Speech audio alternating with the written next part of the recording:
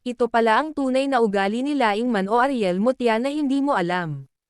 Karamihan sa atin lalo na yung bago lang nating kilala ay di natin alam ang tunay na ugali o ikinukubli natin ang tunay na ugali, pero sa paglipas ng panahon talaga namang nakikilala natin ng husto at hanggang sa hindi na natin maalis sa ating isipan ang tunay nitong ugali at pakikasama sa atin hanggang sa marealize na lang natin na sobrang miss natin ang mga pinagsamahan natin at napapaiyak na lang tayo kapag kailangan nating lumayo sa taong ito dahil sa kinakailangan. Ganyan nga ang nangyari sa ating idol na si Jensen TV, talaga namang bumuhos ang luha ng ito'y umalis at pansamantalang lalayo sa piling ni Ariel Mutya dahil sa trabaho, malamang dahil sa mabait, malambing, magaling makisama, mapagmahal at bibo pa si Laing Man. Dito nga naiyak si Jensen TV at siguradong mamimiss nito ang kakulaitan ni Ariel Mutya noong sila pa ay magkasama pa. Gayon pa man mabilis lang ang pagtakbo ng panahon at muli rin silang magkikita at magkakasama sa takdang oras. Kaya wag tayong magsasawang suportahan ang kanilang sama.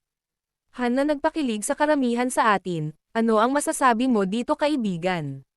Maraming salamat sa inyong panonood.